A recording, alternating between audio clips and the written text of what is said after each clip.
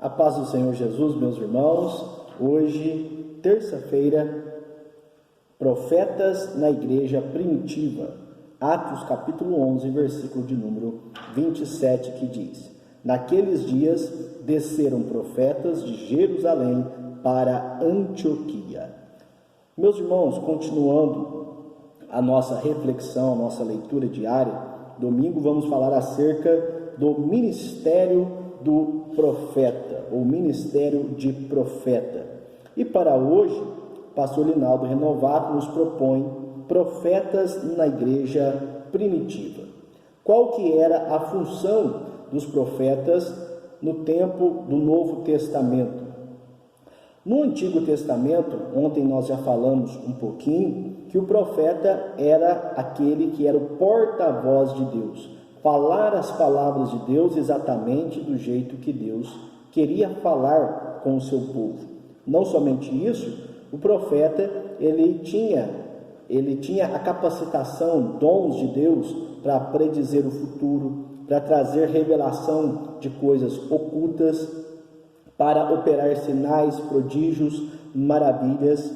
E não é muito diferente do profeta da igreja primitiva, do profeta do Novo Testamento. A questão é o que nós já falamos para os irmãos, né? O profeta, ele representava Deus na terra, vamos dizer assim. No Antigo Testamento, ele tinha mais esta conotação. Quem consultava um profeta, consultava o próprio Deus. Hoje, no Novo Testamento, e também nos dias odiernos, não existe mais essa categoria, né, de profetas, vamos dizer assim, infalíveis.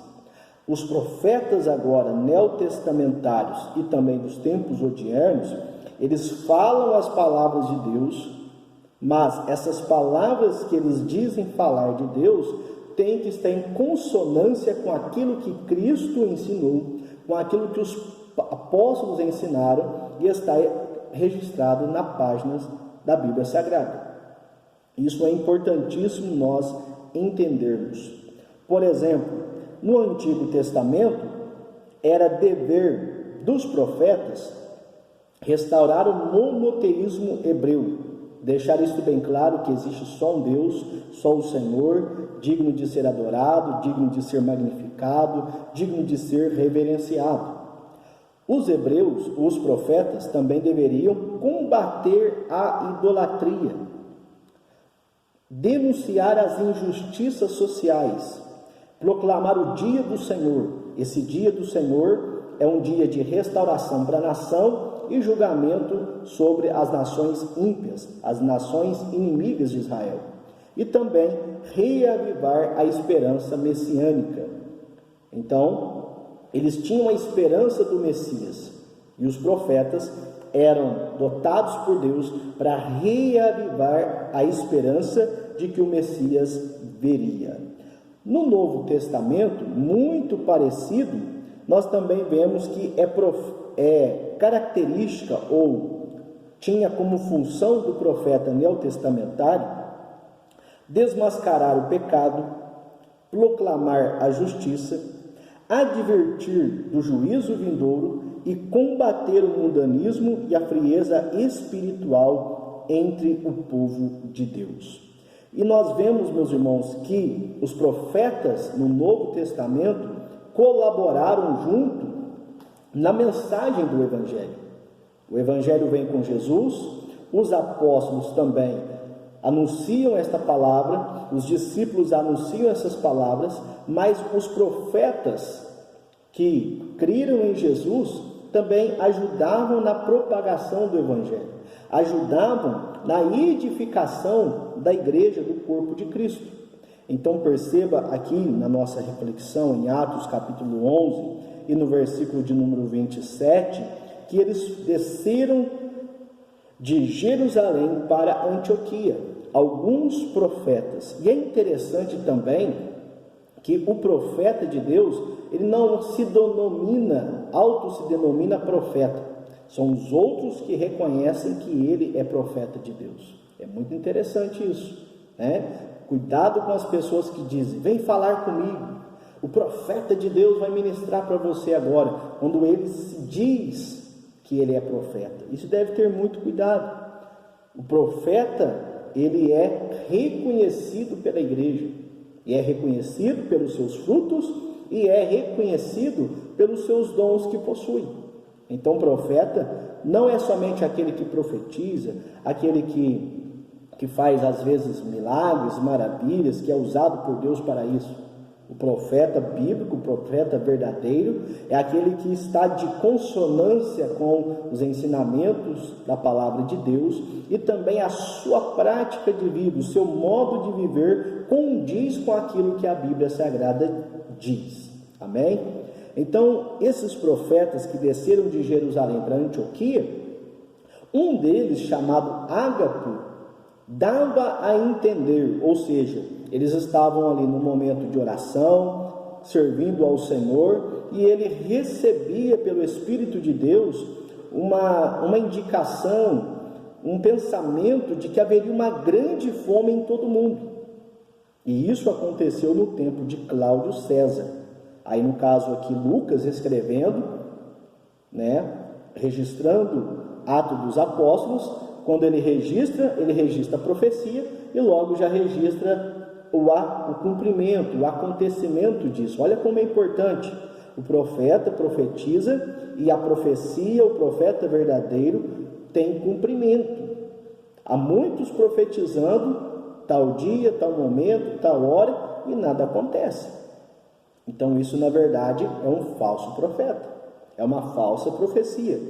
Então Lucas, ele diz que dava a entender pelo Espírito, o profeta Ágapo dizendo que haveria uma grande fome em todo o mundo. E Lucas registra, e isso aconteceu no tempo de Cláudio César. Olha que interessante, E os discípulos determinaram mandar cada um conforme o que pudesse socorro aos irmãos que habitavam na Judéia. Muito semelhante ao que aconteceu nos tempos do Antigo Testamento, quando José, por graça de Deus, interpreta o sonho de Faraó. Haveria 7 anos de abundância e 7 anos de escassez. O que se deveria fazer? Deveria colocar o homem sobre toda a responsabilidade da colheita, dos grãos, de tudo que fosse plantado. Deveria recolher uma certa quantidade, para que nos 7 anos de escassez eles pudessem ter o que comer e também socorrer outras pessoas. Já que o Espírito de Deus mostrou para Ágapo que haveria uma fome em todo o mundo, então o que eles fazem? Eles se antecipam a isso e eles vão preparar, socorro aos irmãos que habitavam na Judéia. Então eles ali se mobilizam para fazer algo. Isso é interessante porque nós podemos ver aqui uma fé com obras. Eles, como prova que acreditaram no profeta de Deus, que era Ágapo, eles se locomoveram, eles entraram em ação para levantar recursos materiais, recursos financeiros, alimentícios, para poder socorrer os irmãos que habitavam na Judéia. Então, interessantíssimo, meus irmãos, que os profetas colaboraram no anúncio do Evangelho. Os profetas no Novo Testamento colaboraram para a edificação do corpo de Cristo. E esse ministério profético ainda está atuante nos nossos dias.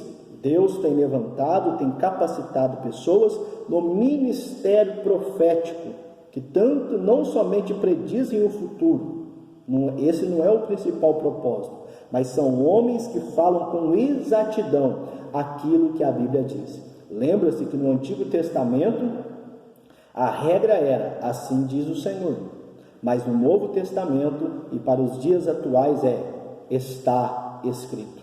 Então, se o profeta fala aquilo que está escrito, ele é um profeta de Deus, ele é digno de confiança. E quando Deus usar alguém para te trazer uma profecia, que a Bíblia, por exemplo, não dá muita luz nisso. Por exemplo, sobre a sua vocação, sobre algo que você tem que mudar, você tem que fazer, é uma decisão sua, é uma decisão própria.